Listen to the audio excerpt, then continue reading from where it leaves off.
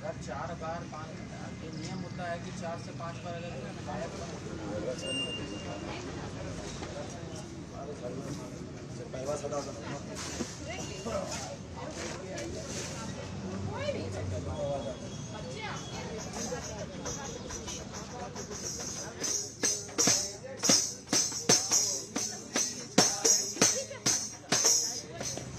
अगर 4 बार 5 ये नियम होता है कि 4 से 5 बार अगर गायब अगर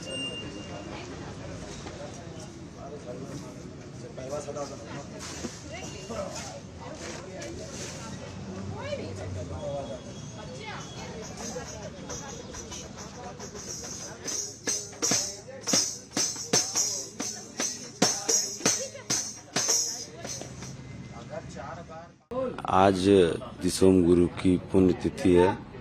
उनके हमारे प्रेरणा स्रोत दिसोम गुरु के नक्शे कदम पर के चलकर ही छात्र आज हम लोग यहाँ बैठे हुए हैं। उन्हीं से सीखा है, जो भी सीखा है उन्हीं को पढ़ के बड़े हुए हैं और उनकी ही यह हिम्मत है दी हुई कि हम अन्याय के खिलाफ आज खड़े हुए हैं। आज हम लोगों का कुछ रचनात्मक कार्यक्रम है। आज दिसोम गुरु की श्रद्धांजलि मार्च हम निकालने वाले हैं, जो कि उनको श्रद्धांजलि होगी। हम लोगों ने एक मार्च यहाँ से संभवतः हम लोग अल्बर्ट एक्का चौक तक जाएंगे, क्योंकि उससे अधिक दूर का परमिशन नहीं मिल रहा है, तो वो सूचना दे दी जाएगी आप लोगों को। पर श्रद्धांजलि मार्च आज हम लोग निकालने वाले हैं गुरुजी के श्रद्धांजलि देने के लिए। इसके अलावा कुछ और रचनात्मक कार्यक्रम है, हम यहाँ भी उनको श्रद्धांजलि अर्पित करेंगे। और आज से हमारे 5 साथी भूख हड़ताल पर बैठ रहे हैं, जो कि सिर्फ छात्र हैं, जेन्युइन छात्र, प्योर छात्र। जो भी होगा इस मंच से सिर्फ छात्रों का ही होगा। तो 5 साथी आज से हमारे भूख हड़ताल पर बैठ रहे हैं। उसके अलावा आज का तो विशेष कार्यक्रम है नहीं, कल के आगे की रणनीति हम लोग समय समय पर आप लोगों को ब्रीफ करते रहेंगे। इस तरह से हेमंत सोरेन को जो है मुख्यमंत्री, उनको क्या कहना चाहेंगे? बच्चे इतने दिन से यहाँ हैं, क्या लगता है कि कंटिन्यू कर पाएंगे या फिर एक निवेदन रहेगा उनको कि जल्दी इस पर? हाँ, माननीय मुख्यमंत्री बड़े भैया, स्ट्रांग डिसीजन लीजिए। हम सब आपके साथ खड़ा है। इस भ्रष्ट सिस्टम को, सड़े हुए सिस्टम को ठीक से साफ कर दीजिए। कंप्लीट रिफॉर्म चाहिए। जेपीएससी और जेएसएससी जैसी संस्थाओं में कंप्लीट रिफॉर्म की आवश्यकता है। आप कदम उठाइए, हम सभी आपके साथ खड़े हो जाएंगे, कदम से कदम मिला करके। आप बस एक बार माइंड मेकअप कीजिए कि समाप्त कर देना है इस सड़ी हुई व्यवस्था को। हम आपके ही छोटे भाई हैं, आप गार्जियन हैं हमारे। बस आप शुरुआत कीजिए, हम आपके साथ हैं। बस कितने दिन हो गए? आज 11वां दिन है। 11 दिन से आप लोग पढ़े हैं? 11 दिन से हम लोग पड़े हुए हैं और छोड़ेंगे तो नहीं, क्योंकि हमारी मांग बिल्कुल जायज़ है। और हमारी लड़ाई मुख्यमंत्री से नहीं है, हमारी लड़ाई किसी पार्टी से नहीं है, हमारी लड़ाई उस सड़ी हुई व्यवस्था से है जिसने कब्जा करके रखा हुआ है सिस्टम पे। पता ही नहीं, जेपीएससी जैसी संवैधानिक संस्था को टेक ओवर करके कोई एजेंसी सारा काम कैसे कर सकती है? एजेंसी अपना आयोग चला रही थी, होटल लीज पे रख करके वहाँ मेंस की परीक्षा ली जा रही थी।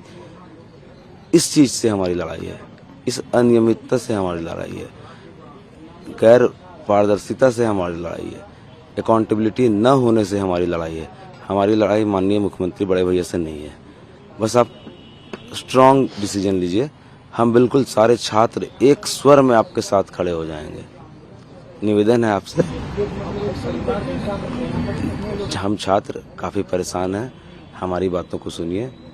आज हमारी मांगे मान लीजिए, हम कल से लाइब्रेरी में होंगे। हमारे यहाँ कोई काम नहीं है, हम कोई आंदोलनकारी या क्रांतिकारी या हंगामा खड़ा करना हमारा कोई मकसद नहीं है। हम छात्र हैं और सिर्फ छात्र हैं और छात्र ही बने रहना चाहते हैं। हम यह भी आश्वस्त करते हैं कि हमारा मंच किसी भी राजनीतिक दल का अखाड़ा नहीं बनेगा। यह मंच सिर्फ छात्रों का है और छात्रों का ही रहेगा। हम राजनीति की गंदी रोटी किसी भी राजनीतिक दल को यहाँ सेकने नहीं देंगे। आज अनिश्चितकालीन धरना का सत्याग्रह का 11वां दिन है और जनता बहुत सपोर्ट कर रही है। मतलब हमारे देश की जनता, सिर्फ झारखंड की नहीं, पूरे देश की जो आम जनमानस है वो इस आंदोलन को बहुत सपोर्ट कर रहे हैं। एक तरह से उन्हीं के बदौलत हमारा हौसला भी और मतलब बुलंद है।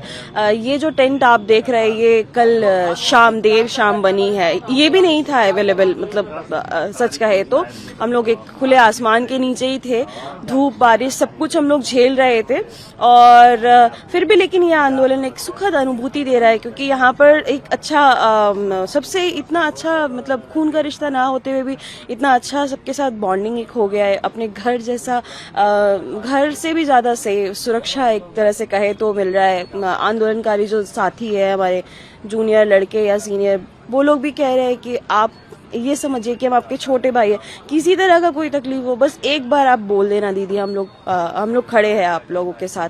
तो बहुत अच्छा एक वातावरण है।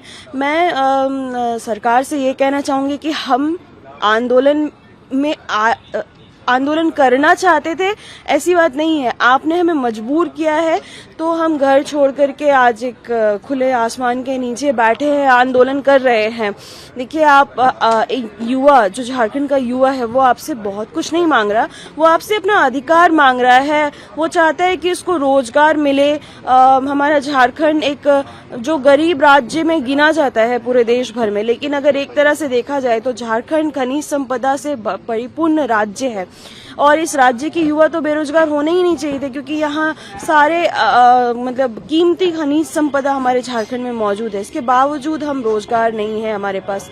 कई हमारे झारखंड की गरीबी की कहानी हम जानते हैं। कुछ साल पहले भात भात कहकर एक बेटी झारखंड की मर गई। इस तरह से जो सिचुएशन है पूरे झारखंड का, इस पर सरकार को ध्यान देना चाहिए। सरकार को ये ना हो कि सरकार बनने के बाद सरकार अपने नेता विधायकों के बारे में सोचे, अपने नेता मंत्री और अपनी निजी जरूरतों को ज्यादा ध्यान, बल्कि वो युवाओं की जो आवाज है, जरूरत है, उसको ध्यान दे। जैसे मैं एक पेशे से टीचर हूँ अभी और मैं भी चाहती हूँ कि किसी गवर्नमेंट जॉब में मैं आ जाऊँ, इसलिए मैं लगातार तैयारी कर रही हूँ। तो हमारा बीएड जैसे मैंने 2021 में कंप्लीट किया, लेकिन उससे कई साल पहले 2016 में जेटेट हुआ था। उसके बाद अभी तक जेटेट हुआ ही नहीं है। पीजीटी कई सालों के बाद हुआ और उसमें भी कई सारे सीट अभी भी, मतलब थाउजेंड्स ऑफ सीट अभी भी वैकेंट है हमारे झारखंड में। तो वैकेंसी आए, असिस्टेंट प्रोफेसर की वैकेंसी, एसोसिएट प्रोफेसर की वैकेंसी आए और एक एग्जाम लिया भी है कई सालों के बाद। जेपीएससी की कई बार वैकेंसी आती है, लेकिन वो नियमावली बार बार रद्द हो जाती है।